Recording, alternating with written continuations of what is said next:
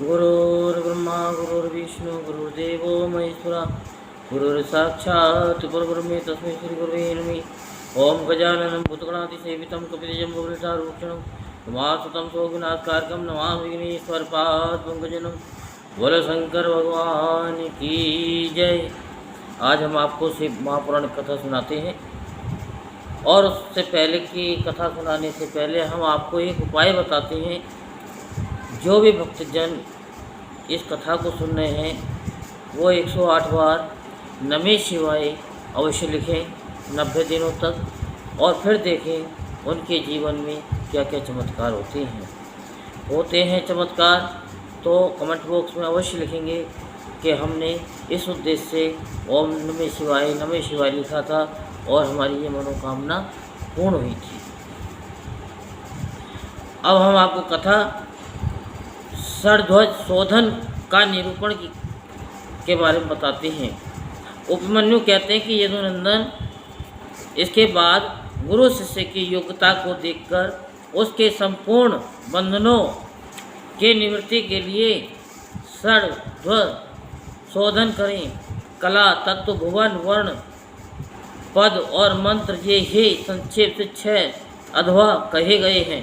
निवृत्ति आदि जो 5 कलाएं हैं जैसे निवृत्ति है, प्रतिष्ठा है, विद्या है, शांति है, शांत्यतीता, ये 5 कलाएं हैं, इसी को निवृत्ति कहते हैं।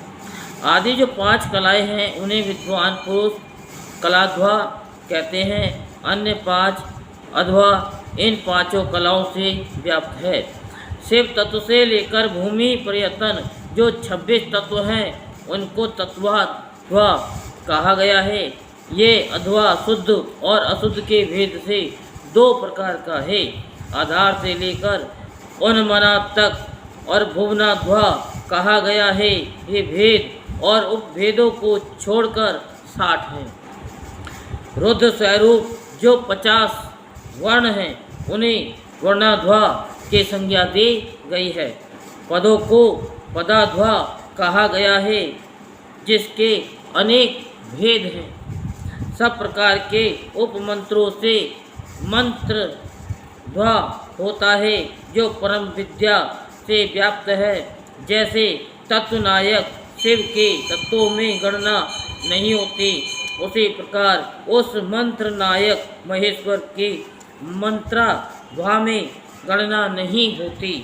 कलाध्वा व्यापक है और अन्य अध्वा व्याप्य है। जो इस बात को ठीक नहीं जानता है वह अधशोधन का अधिकारी नहीं है। जिसने 6 प्रकार के अध्वा का रूप नहीं जाना वह उनके व्यापक भाव को समझ ही नहीं सकता है।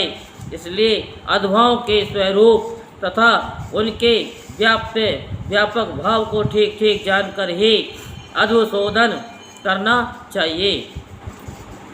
पूर्वत कुंड और मंडल निर्माण का कार्य वहाँ करके पूर्व दिशा में 2 हाथ लंबा चौड़ा कलश मंडल बनावे।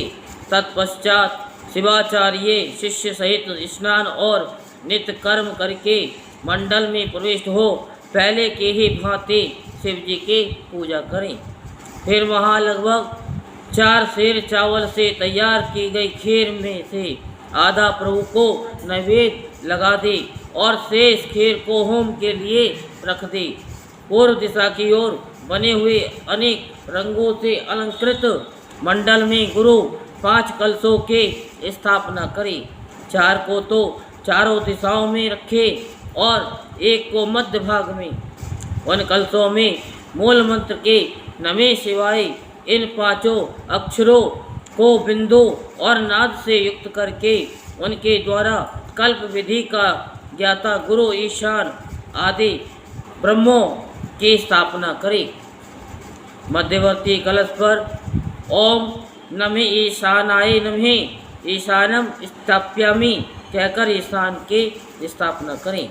पूर्ववर्ती कलश पर ओम मम तत्पुरुषाय नमः तत्पुरुषम स्थाप्यामि कहकर तत्पुरुष के दक्षिणा कलश पर ओम शिवम अघोराय नमः अघोरम स्थाप्यामि कहकर अघोर की और वाम या उत्तर भाग में रखे हुए कलश पर ओम वाम वाम देवाय नमः वाम देवाय स्थाप्यामि कहकर वामदेव के तथा पश्चिम के कलश पर ओम यम सद्धोजाताय नमः सद्धोजाताय या सद्धोजातम स्थाप्यामि कहकर सद्धोजात की स्थापना करें।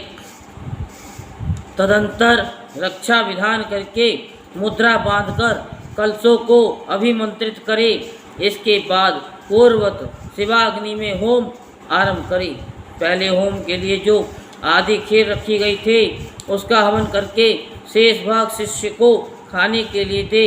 पहले की भांति मंत्रों का तर्पणांत कर्म करके पूर्णाहुति होम करने के पश्चात प्रदीपन कर्म करें। प्रदीपन कर्म में ओम हुम नमः शिवाय फट स्वाहा का उच्चारण करके क्रमशः हृदय आदि अंगों को 3-3 आहुति देनी चाहिए। अंगों में हृदय, शेर, शिखा, कवच, नेत्र, त्रय और अस्त्र, इन 6 की गणना है। इनमें से एक एक अंग को 3-3 बार मंत्र पढ़कर 3-3 आहुति देनी चाहिए। इन सब के स्वरूप का तेजस्वी रूप में चिंतन करना चाहिए।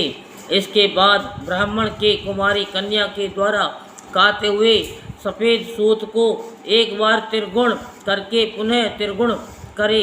फिर उस सूत्र को अभिमंत्रित करके उसका एक छोर शिष्य की शिखा के अग्रभाग में बांध दे।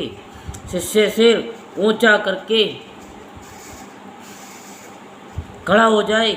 उस अवस्था में वह सूत उसके पैर के अंगूठे तक लटकता रहे। सूत को इस तरह लटका कर उसमें सुषुम्ना नाड़ी के संयोजना करे। फिर मंत्रज्ञ गुरु शांत मुद्रा के साथ मूल मंत्र से 3 आहुति का होम करके उस नाड़ी को लेकर उस सूत्र में स्थापित करे। फिर पूर्ववत फूल फेंक कर शिष्य के हृदय में धारण करे और उससे चैतन्य को लेकर 12 आहुतियों के पश्चात शिव को निवेदित कर उस लटकते हुए सूत्र को एक सूत्र से जोड़े हुए ओम फट मंत्र से रक्षा करके उस सूत्र को शिष्य के शरीर में लपेट दे। फिर ये भावना करे कि शिष्य का शरीर मलमूत्र में पास है। भोग और भोगित्व हे इसका लक्षण है। ये विषय इंद्रिय और ध्येय आदि का जनक है। तदंतर शांत्यातीता आदि 5 कलाओं को जो आकाश आदि तत्व रूपणी हैं उस सूत्र में उसके नाम ले लेकर जोड़ना चाहिए। व्योम रूपणी शांत्यातीत कलाम योज्याम्यामि, वायु रूपणी शांति कलाम योज्यायामि, तेजो रूपणी विद्या कलाम योजामि, जल रूपणी प्रतिष्ठा कलम योजामि, पृथ्वी रूपणी निवृत्ति कलाम योजामि इति। इस तरह इन कलाओं को योजन करके उनके नाम के अंत में नमे जोड़कर इनकी पूजा करें। यथा शांत्यति कालाय नमः, शांति कालाय नमः इत्यादि, अथवा आकाश आदि के बीज भूत हम यम रम बम ब्लम मंत्रों द्वारा या पंचाक्षर के 5 अक्षरों में नाद बिंदु का योग करके बीज रूप हुए उन मंत्राक्षरों द्वारा क्रम से पूर्वोक्त कार्य करके तत्व आदि में मलादि पासों की व्याप्ति का चिंतन करें। इसी तरह मलादि पासों में भी कलाओं का व्याप्ति देखें। फिर आहुति करके उन कलाओं को संदीप्त करें। तदंतर शिष्य के मस्तक पर पुष्प से ताड़न करके उसके शरीर में लिपटे हुए सूत्र को मूल मंत्र के उच्चारण पूर्वक शांत्यातीत पद में अंकित करें। इस प्रकार क्रम से शांत्यातीत से आरंभ करके निवृत्ति कला प्रयत्न पूर्वोक्त कार्य करके 3 आहुतियाँ देकर मंडल में पुनः शिव का पूजन करें। इसके बाद देवता के दक्षिण भाग में शिष्य को कुश युक्त आसन पर मंडल में उत्तराभिमुख बिठाकर गुरु होमा वशिष्ठ चरु उसे दे। गुरु के दिए हुए उस चरु को शिष्य आदर पूर्वक ग्रहण करके शिव का नाम ले उसे खा जाए। फिर 2 बार आचमन करके शिव मंत्र का उच्चारण करे। इसके बाद गुरु दूसरे मंडल में शिष्य को पंचगव्य दे। शिष्य भी अपनी शक्ति के अनुसार उसे पीकर 2 बार आचमन करके शिव का स्मरण करे। इसके बाद गुरु शिष्य को मंडल में पूर्वत बिठाकर उसे शास्त्रोक्त लक्षण से युक्त दंत धावन दे। शिष्य पूर्व या उत्तर की ओर मुंह करके बैठे और मौन हो उस दातुन के कोमल अग्र भाग द्वारा अपने दांतों की शुद्धि करे। फिर उस दातुन को धोकर फेंक दे और कुल्ला करके मुंह हाथ धोकर आचमन करे तथा शिव का स्मरण करे। फिर गुरु की आज्ञा पाकर शिष्य हाथ जोड़े हुए शिव मंडल में प्रवेश करे। उस फेंके हुए दातुन को यदि गुरु ने पूर्व, उत्तर या पश्चिम दिशा में अपने सामने देख लिया तब तो मंगल है, अन्यथा अन्य दिशाओं में देखने पर मंगल होता है। यदि निंदित दिशा की ओर वह देख जाए तो उसके दोष की शांति के लिए गुरु मूल मंत्र से 108 या 54 आहुतियों का होम करे। तत्पश्चात शिष्य का स्पर्श करके उसके कान में शिव नाम का जप करके महादेव जी के दक्षिण भाग में शिष्य को बिठाए। वहाँ नूतन वस्त्र पर बिछे हुए कुश के अभिमंत्रित आसन पर पवित्र हुआ शिष्य मन ही मन शिव का ध्यान करते हुए पूर्व की ओर सराहना करके रात में सोए।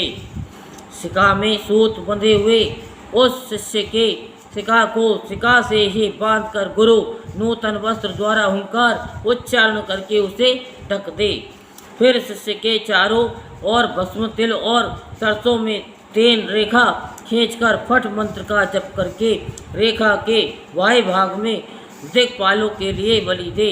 शिष्य भी उपवास पूर्वक वहाँ रात में सोया रहे और सवेरा होने पर उठकर अपने देखे हुए सपन की बातें गुरु को बताई। बोलो शंकर भगवान के जय।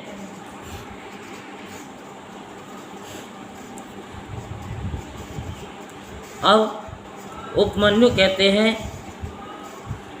कि गुरु की आज्ञा ले शिष्य स्नान आदि संपूर्ण कर्म को समाप्त करके शिव का चिंतन करता हुआ हाथ जोड़ शिव मंडल के समीप जाए। इसके बाद से पूजा के सिवा पहले दिन का शेष सारा कृत्य नेत्र बंधन पर्यटन कर लेने के अंतर गुरु उस मंडल का दर्शन कराए। आँख में पट्टी बंधे रहने पर शिष्य कुछ फूल बिखेरे, जहाँ भी फूल गिरे वहीं उसको उपदेश दे। फिर पूर्वत उसे निर्माल्य मंडल में ले जाकर ईशान देव की पूजा कराएं और शिवाग्नि में हवन करें। यदि शिष्य ने 2 सपन देखा हो तो उसके दोष की शांति के लिए 100 या 50 बार मूल मंत्र से अग्नि में आहुति दें। तदंतर शिखा में बंधे हुए सूत को पूर्वत लटकाकर आधार शक्ति के पूजा से लेकर निवृत्ति कला संबंधी बागेश्वरी पूजन पर्यटन सब कार्य होम पूर्वक करे। इसके बाद निवृत्ति काल में व्यापक सती बागेश्वरी को प्रणाम करके मंडल में महादेव जी के पूजन पूर्वक 3 आहुतियाँ दे। शिष्य को एक ही समय संपूर्ण योनियों में प्राप्त कराने की भावना करे। फिर शिष्य के सूत्र में शरीर में ताड़न प्रोक्षण आदि करके उसके आत्म चैतन्य को लेकर दादा शांत में निवेदन करे। फिर वहाँ से भी उसे लेकर आचार्य मूल मंत्र से शास्त्रोक्त मुद्रा द्वारा मानसिक भावना से एक ही साथ संपूर्ण योनियों में संयुक्त करे। देवताओं के 8 जातियां हैं, तिर्यक योनियों, पशु पक्षियों के 5 और मनुष्यों की 1 जाति। इस प्रकार कुल 14 योनियां हैं। उन सब में शिष्य को एक साथ प्रवेश कराने के लिए गुरु मन ही मन भावना द्वारा शिष्य की आत्मा को यथोचित रीति से बागेश्वरी के गर्भ में निर्विष्ट करे। बागेश्वरी में गर्भ के सिद्धि के लिए महादेव जी का पूजन प्राणायाम यानी प्रणाम और उनके निमित्त हवन करके यह चिंतन करे कि यथावत रूप से वह गर्भ सिद्ध हो गया।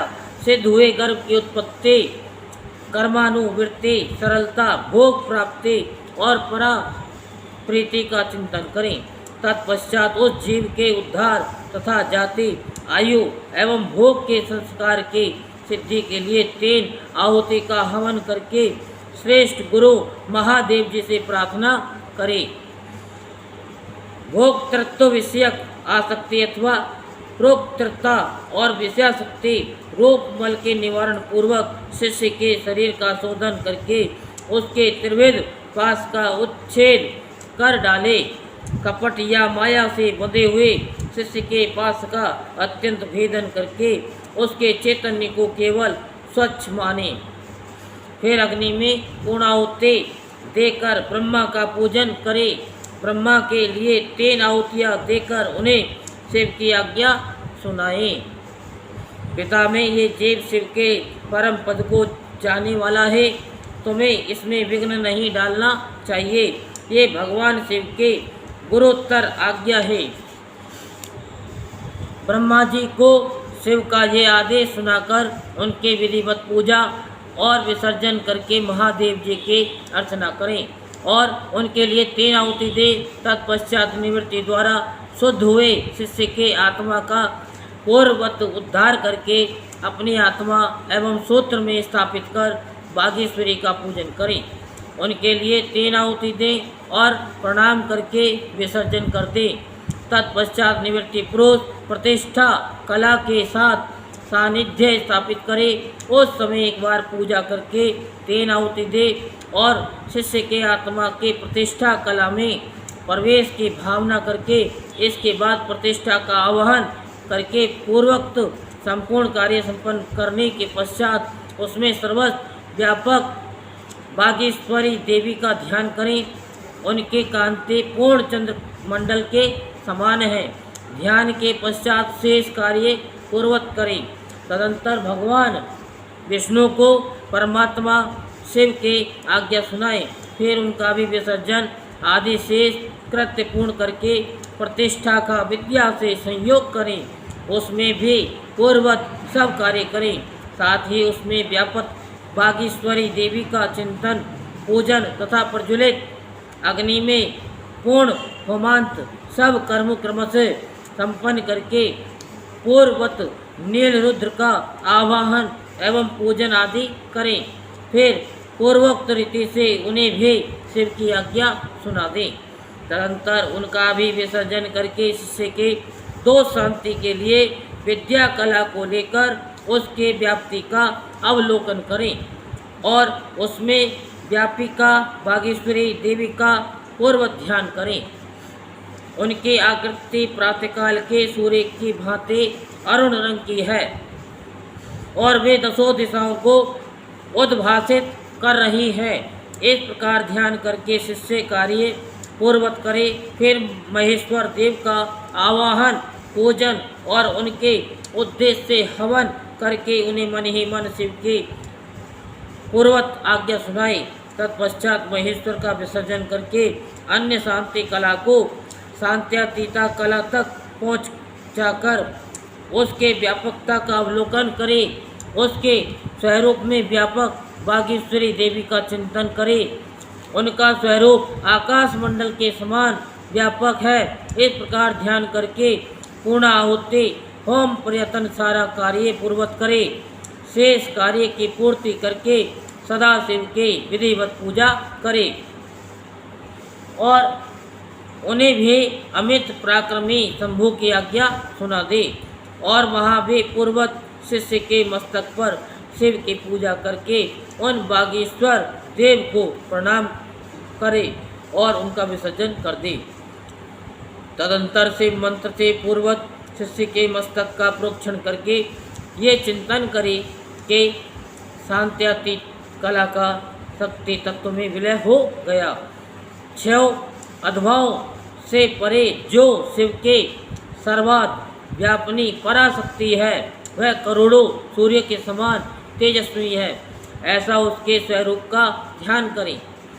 फिर उस शक्ति के आगे शुद्ध स्फटिक के समान निर्मल हुए शिष्य को आकर बिठा दी और आचार्य कैची को धोकर शिव शास्त्र में बताई हुई पद्धति के अनुसार सूत्र सहित उसके शिखा का छेदन करें। उस शिखा को केवल गोबर में रखकर फिर ओम नमः शिवाय बोष्ट का उच्चारण करके उसका शिवाग्नि में हवन कर दे। फिर कैची और दोनों हाथ धोकर शिष्य की चेतना को उसके शरीर में लौटा दी। इसके बाद जब शिष्य स्नान आचमन और स्वस्ति वाचन कर ले तब उसे मंडल के निकट ले जाएं और शिव को दंडवत प्रणाम करके क्रियालोप जनित दोष की शुद्धि के लिए यथोचित रीति से पूजा करें। तदंतर वाचक मंत्र का धीरे धीरे उच्चारण करके अग्नि में 3 आहुतियाँ दें। तदुपरांत उपांशो रीति से भी मंत्र पढ़कर 3 आहुतियाँ प्रदान करें। फिर मंत्र वैकल्य जनित दोष की शुद्धि के लिए देवेश्वर शिव का पूजन करके मंत्र का मानसिक उच्चारण करते हुए अग्नि में 3 आहुतियाँ दें। मंडल में विराजमान अम्बा पार्वती सहित शंभु के समाराधना करके 3 आहुतियों का हवन करने के पश्चात गुरु हाथ जोड़ इस प्रकार प्रार्थना करे, भगवान आपकी कृपा से इस शिष्य के खड़ध्वज शुद्धि हो गई, अतः अब आप इसे अपने अविनाशी परम धाम में पहुँचाइए। इस तरह भगवान से प्रार्थना कर नाड़ी संधान पूर्वक पूर्णाहुति होम प्रयत्न कर्म का संपादन करके भूत शुद्धि करे। स्थिर तत्व पृथ्वी, अस्थिर तत्व वायु, शेष तत्व जल, ओसन तत्व अग्नि तथा व्यापकता एवं एकता रूप आकाश तत्व का भूत शुद्धि कर्म में चिंतन करे। ये चिंतन उन भूतों के शुद्धि के उद्देश्य से ही करना चाहिए। भूतों की ग्रंथियों का छेदन करके उनके अधिपतियों या अधिष्ठाता देवताओं सहित उनके त्यागपूर्वक स्थिति योग के द्वारा उन्हें परम शिव में नियोजित करे। इस प्रकार शिष्य के शरीर का शोधन करके भावना द्वारा उसे दग्ध करे। फिर उसके राग को भावना द्वारा ही अमृत कणों से अपलावित करे। तदंतर उसमें आत्मा की स्थापना करके उसके विशुद्ध अध्वम में शरीर का निर्माण करे। उसमें पहले संपूर्ण अध्वाओं में व्यापक शुद्ध शांत्यातीत कला का शिष्य के मस्तक पर न्यास करे। फिर शांति कला का मुख में, विद्या कला का गले से लेकर नाभि प्रयत्न भाग में, प्रतिष्ठा कला का उससे नीचे के जानु प्रयत्न अंगों में न्यास करके उससे भी नीचे के अंगों में निवृत्ति कला का न्यास कर चिंतन करे। तदंतर अपने बीजों सहित सूत्र मंत्र का न्यास करके संपूर्ण अंगों सहित शिष्य को शिव स्वरूप समझे और फिर उसके हृदय कमल में महादेव जी का आवाहन करके पूजन करे। गुरु को चाहिए कि शिष्य में भगवान शिव के स्वरूप के नित्य उपस्थिति मानकर शिव के तेज से तेजस्वी हुए उस शिष्य के अणिमा आदि गुणों का भी चिंतन करे। फिर भगवान शिव से आप प्रसन्न हो ऐसा कहकर अग्नि में 3 आहुतियाँ दें। इसी प्रकार पुनः शिष्य के लिए निम्नलिखित गुणों का ही उत्पादन करें। सर्वज्ञता, तृप्ति आदि, अंत रहित बोध, अलुप्त शक्तिमत्ता, स्वतंत्रता और अनंत शक्ति, इन गुणों की भी भावना करें। इसके बाद महादेव जी से आज्ञा लेकर उन देवेश्वर का मन ही मन चिंतन करते हुए सद्दो जात आदि कलशों द्वारा क्रमशः शिष्य का अभिषेक करें। तदंतर शिष्य को अपने पास बिठाकर पूर्वत शिव के अर्चना करके उनकी आज्ञा ले उस शिष्य को सेवी विद्या का उपदेश करें। उस सेवी विद्या के आदि में ओंकार हो, वह उस ओंकार से ही संपुटित हो और उसके अंत में नमी लगाया हुआ हो। वह विद्या शिव और शक्ति दोनों से संयुक्त हो। यथा ओम नमः शिवाय, ओम नमः, इस तरह शक्ति विद्या का भी उपदेश करें। यथा ओम ओम नमः शिवाय, ओम नमः, इन विद्याओं के साथ साथ ऋषि, छंद देवता शिवा और शिव की शिव रूपता आवरण पूजा तथा शिव संबंधी आसनों का भी उपदेश दे। तत्पश्चात देवेश्वर शिव का पुण्य पूजन करके कहे, भगवान मैंने जो कुछ किया है वह सब आप सुकृत रूप कर दें। इस तरह भगवान शिव से निवेदन करना चाहिए। तदंतर शिष्य सहित गुरु पृथ्वी पर दंड के भांति गिरकर महादेव जी को प्रणाम करे। प्रणाम के अनंतर उस मंडल से और अग्नि से भी उसका विसर्जन कर दे। इसके बाद समस्त पूजनीय सदस्यों का क्रमश पूजन करना चाहिए। सदस्यों और ऋतुज्यों के अपने वैभव के अनुसार सेवा करनी चाहिए। साधक आदि अपना कल्याण चाहे तो धन खर्च करने में कंजूसी ना करे। बोल शंकर भगवान के जय। उपमन्यु कहते हैं, यदुनंदन अब मैं साधक संस्कार और मंत्र महात्म का वर्णन करूँगा। इस बात के सूचना मैं पहले ही दे चुका हूँ। पूर्वत मंडल में कलश पर स्थापित महादेव जी की पूजा करने के पश्चात हवन करें और फिर नंगे सिर शिष्य को उस मंडल के पास भूमि पर बिठावे। पूर्ण आहुति होम प्रयत्न सब कार्य पूर्वत करके मूल मंत्र से 100 आहुतियाँ दें। श्रेष्ठ गुरु कलशों से मूल मंत्र के उच्चारण पूर्वक तर्पण करके संदीपन कर्म करे। फिर कर्म से पूर्वोक्त कर्मों का संपादन करके अभिषेक करे। तत्पश्चात गुरु शिष्य को उत्तम मंत्र दे महाविद्योपदेशांत सब कार्य विस्तार पूर्वक संपादित करके पुष्प युक्त जल से शिष्य के हाथ पर सेवी विद्या को समर्पित करे और इस प्रकार कहे, सौम्य ये महामंत्र परमेश्वर शिव के कृपा प्रसाद से तुम्हारे लिए हे लौकिक तथा पारलौकिक संपूर्ण सिद्धियों के फल को देने वाला हो। ऐसा कह महादेव जी की पूजा करके उनकी आज्ञा ले गुरु साधक को साधन और शिव योग का उपदेश दे। गुरु के उस उपदेश को सुनकर मंत्र साधक शिष्य उनके सामने ही विनियोग करके मंत्र साधन आरंभ करे। मूल मंत्र के साधन को पुरस्चरण कहते हैं, क्योंकि विनियोग नामक कर्म सबसे पहले आचरण में लाने योग्य है। यही पुरस्चरण शब्द के व्युत्पत्ति मुमुक्ष के लिए मंत्र साधन अत्यंत कर्तव्य है, क्योंकि किया हुआ मंत्र साधन ये लोक और परलोक में साधक के लिए कल्याणदायक होता है। शुभ दिन और शुभ देश में निर्दोष समय में दांत और नख साफ करके अच्छी तरह स्नान करें और पुनः काले कृत्य पूर्ण करके यथा प्राप्त गंध पुष्पमाला तथा आभूषणों से अलंकृत हो सिर पर पगड़ी रख दुपट्टा ओढ़ पूर्णतः श्वेत वस्त्र धारण कर देवालय में, घर में या और किसी पवित्र तथा मनोहर देश में पहले से अभ्यास में लाए गए सुखासन से बैठकर शिव शास्त्रोक्त पद्धति के अनुसार अपने शरीर को शिव रूप बनाए।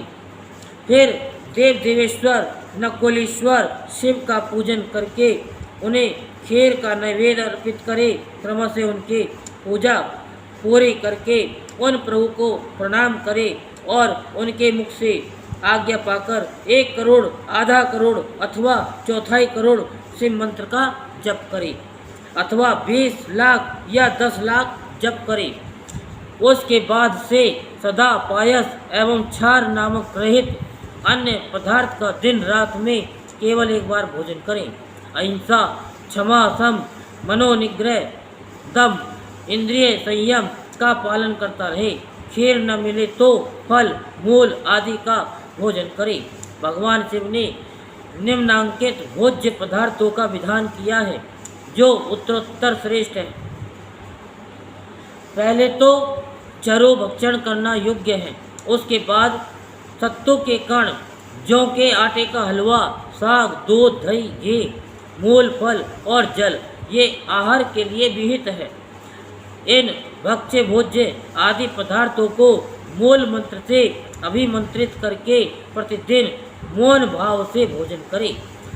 इस साधन से विशेष रूप से ऐसा करने का विधान है। व्रती को चाहिए कि 108 मंत्र से अभिमंत्रित किए हुए पवित्र जल से स्नान करे अथवा नदी नद के जल को यथाशक्ति मंत्र जप के द्वारा अभिमंत्रित करके अपने शरीर का प्रोक्षण कर ले। प्रतिदिन तर्पण करे और शिवाग्नि में आहुति दे। हवनीय पदार्थ 7, 5 या 3 द्रव्यों के मिश्रण से तैयार करे अथवा केवल घृत से ही आहुति दे। जो शिव भक्त साधक इस प्रकार भक्तिभाव से शिव की साधना या आराधना करता है उसके लिए इलोक और परलोक में कुछ भी दुर्लभ नहीं है। अथवा प्रतिदिन बिना भोजन किए ही एकाग्र चित्त हो एक सहस्त्र मंत्र का जप किया करे। मंत्र साधना के बिना भी जो ऐसा करता है उसके लिए न तो कुछ दुर्लभ है और न कहीं उसका मंगल ही होता है। वह इस लोक में विद्या, लक्ष्मी तथा सुख पाकर अंत में मोक्ष प्राप्त कर लेता है। साधन विनियोग तथा नित्य नैमित्तिक कर्म में क्रमश जल से, मंत्र से और भस्म से भी स्नान करके पवित्र हो। शिखा बांधकर यज्ञोपवीत धारण कर कुश की पवित्र हाथ में ले ललाट में त्रिपुंड लगाकर रुद्राक्ष की माला लिए पंचाक्षर मंत्र का जप करना चाहिए। बोलो शंकर भगवान की जय। हर हर महादेव, हर हर महादेव, हर हर महादेव, हर हर महादेव।